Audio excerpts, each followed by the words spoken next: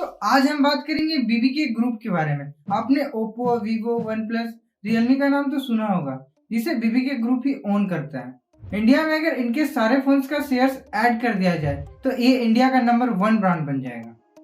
यानी कि ये काफी सारी कंपनियां लॉन्च करते हैं, लेकिन हर एक कंपनी के पीछे इनका कुछ ना कुछ लॉजिक होता है, कुछ रीजन होता है। बिना मतलब कि ये लोग कंपनियां लॉन्च नहीं करते, इसलिए मार्केट पे आज इनकी इतनी कंपनियां हैं। ऐसे तो आपको इस कंपनी के बारे में बहुत कुछ पता होगा, लेकिन हम आपको यहाँ वही डेटा देंगे जो आपको नहीं पता है।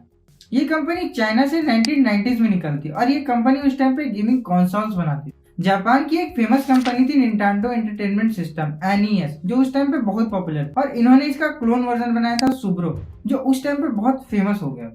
जब ये कंपनी शुरू हुई तब ये गेमिंग कंसोल्स बनाती थी और छोटे छोटे जेनरिक प्रोडक्ट, लेकिन पहले इनका कोई लेबल, कोई ब्रांड नहीं था।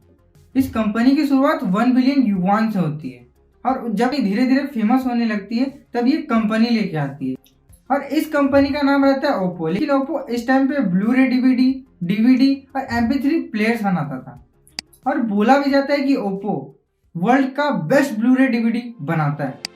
इसके ये प्रोडक्ट्स इंडिया में नहीं मिलते, लेकिन यूरोप, अमेरिका में ये प्रोडक्ट नॉर्मल है और वहाँ के लोग इसे परचेज भी करते हैं। ये कुछ फैक्ट्स है जो मैंने आपको वीडियो शुरू करने से पहले बता दिए।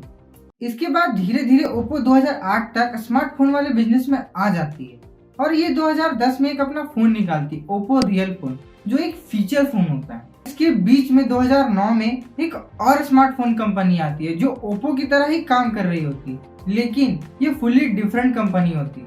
आप लोग समझ गए हो कि मैं 2009 में किस फोन की बात कर रहा हूँ। मैं बात कर रहा हूँ वीवो की।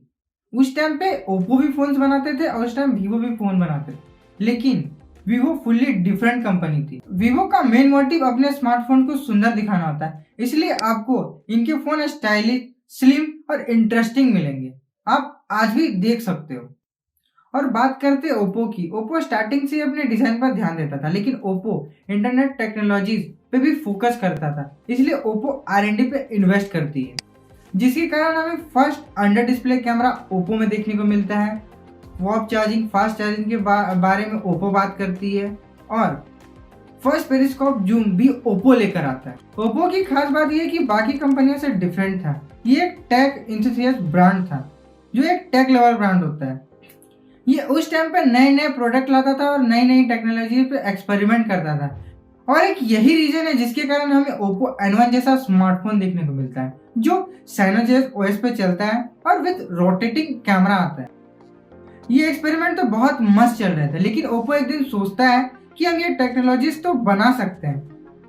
मैं बात कर रहा अराउंड 2013 की, जब ओप्पो वीवो की स्ट्रेटेजी फॉलो करने लगता है और कैमरा सेंट्रिक फोन बनाने लगता है। इसके साथ ओप्पो नई नई टेक्नोलॉजीज पे काम नहीं कर पाता है, जिसके कारण टेक लवर इनसे डिस्कनेक्ट हो जाते हैं। ठीक 2013 में पीटर कॉल शुरू करते वन प्लस, जो कि अमेरिकन ऑडियंस के लिए बनाया गया था। ओप्पो, वीवो, लेकिन वन प्लस थोड़ा इंटरनेशनल फील आता है और लोग कनेक्ट कर पाते हैं। और वन प्लस को स्पेशली अमेरिकन मार्केट के लिए बनाया गया था, क्योंकि वहाँ के लोग महंगे महंगे स्मार्टफोन खरीदना पसंद करते थे। कैसा रहेगा अगर वैसी टेक्नोलॉजी उन्हें सस्ते में दी जाए और उन्हें प्रीमियम फील करा जाए, तो ये बहुत मस्त रहेगा। अप्रैल 23, 2014 वन प्लस वन लॉन्च किया जाता है और ये ओप्पो और वीवो से ज्यादा पॉपुलर हो जाता है। और ये बात यहीं खत्म नहीं होती, इसके साथ साथ इसका क्रेज इंडिया में बढ़ता जाता है, क्योंकि इंडिया में भी टेक रिवॉल्यूशन शुरू हो गया था। वहाँ के लोग वन प्लस के फोन को एक्सपोर्ट करवाना शुरू कर देते हैं। जब ये बात वन प्लस को पता चलती है तो वन प्लस इंडिया में भी आ जाता है। वन प्लस की खास बात ये थी कि ये कम स्मार्टफोन लाएगा, अच्छी क्वालिटी के स्मार्टफोन लाएगा, हाई एंड फोन लाएगा, साथ ही साथ प्रीमियम लुक और फील करवाएगा और सॉफ्टवेयर सपोर्ट भी देगा, यानी कि एक टैग लेवल ब्रांड। टाइम के साथ वन प्लस की कहानी थोड़ा अजीब चलती है। वन प्लस 1 से लेकर वन प्लस 7T तक सब कुछ सही चलता है, लेकिन ये फिर एक अलग कैटेगरी में शिफ्ट करने लगते हैं और ये एक मेन स्ट्रीम ब्रांड बन जाता है।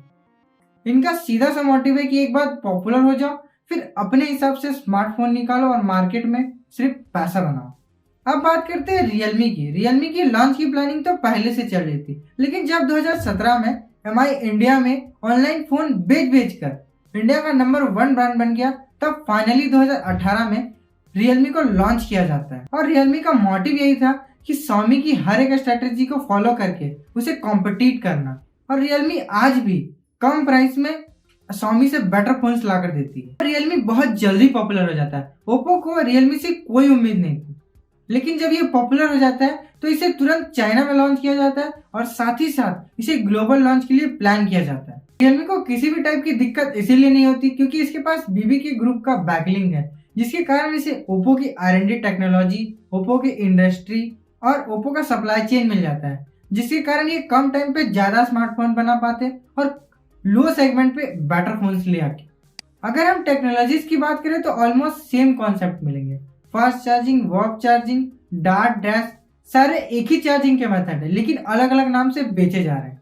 और हम बात करें इसकी एक और बेस्ट एग्जांपल की तो पहले वन प्लस के टीवीज आते हैं, फिर रियलमी के टीवीज आते हैं, फिर ओप्पो की वॉच आती है, देन रियलमी की भी वॉच आती है। देखा जाए तो पहले टेक्नोलॉजीज को डेवलप किया जा रहा है, फिर अलग अलग स्ट्रीम से इसे बेचा जा रहा है।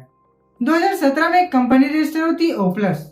इसका मेन काम ये होता है कि इंडिया के बाहर से जितने भी प्रोडक्ट आएंगे वो ओप्लस के नाम से आएंगे, जिसके कारण ये गवर्नमेंट से बहुत ज्यादा टैक्स बचा लेती थी और सब्सिडी भी मांग लेती थी। यही रीजन है कि आपको रियलमी और ओप्पो के ऑफलाइन स्टोर्स इंडिया में देखने को मिल रहे हैं और एप्पल जैसी कंपनी अभी भी इंडिया में ऑफलाइन स्टोर खोलने को लेकर प्लान कर रही है। और यही बात करते हैं वीवो की, जो ऑलरेडी ऑफलाइन मार्केट पे फोकस कर रहा होता है और अपने नए नए फोन ला रहा होता है। लेकिन प्रॉब्लम इनको तब आती है जब अपने ये दो फोन के सीरीज ऑनलाइन निकालते हैं, यू सीरीज और जेड सीरीज, और इन्हें बहुत जल्दी इन्हें बंद भी करना पड़ जाता है। इसके पीछे का रीजन ये है कि वीवो ऑफलाइन मार्केट में ज्यादा फोकस कर रही थी। अगर वीवो कुछ और फोन्स ऑनलाइन निकालता तो इससे कुछ प्रॉब्लम आ सकती थी, इसीलिए ऑनलाइन फोन्स को वीवो ने बंद कर दिया। और फाइनली हमें एक नया ब्रांड देखने को मिलता है iQOO, जो बिल्कुल वन प्लस की तरह होता है। इसके अंदर वीवो का सॉफ्टवेयर होता है, जिसके कारण हमें इसमें वीवो की टेक्नोलॉजी देखने को मिलती है। यहाँ तक तो ठीक है, iQOO 3 वीवो के फैक्ट्री में ही बना था। iQOO को प्रॉब्लम तब होती है जब ये जस्ट पैंडेमिक से पहले रिलीज होता है और ये सही से लॉन्च नहीं हो पाता। प्लान तो कुछ ऐसा था कि ये चाइना के बाद इंडिया में लॉन्च किया जाएगा और इंडिया के बाद पूरे वर्ल्ड में, लेकिन वो उस टाइम पे ग्लोबली सही से लॉन्च नहीं हो पाया। iQOO की खास बात यह है कि ये फ्लैगशिप फोन्स निकालता है और बहुत अच्छे बजट में निकालता है। और iQOO वन प्लस की जगह ले रहा है। किसी टाइम पे वन प्लस उस जगह पे हुआ करता था जहां अभी iQOO स्टैंड करता है। तो आपको बीबीके ग्रुप की बिल्ड स्टोरी कैसी लगी? बीबीके ग्रुप आज भी मैसिवली एक्सटेंड कर रहा है और आने वाले टाइम पे अपने नए प्रोडक्ट्स लेके आएगा। अगर ये वीडियो आपको इन्फॉर्मेटिव लगी तो वीडियो को लाइक कर देना, चैनल को सब्सक्राइब कर देना। तो हम फिर मिलते हैं अपने नेक्स्ट वीडियो में इसी टाइप के क्वालिटी कंटेंट के साथ।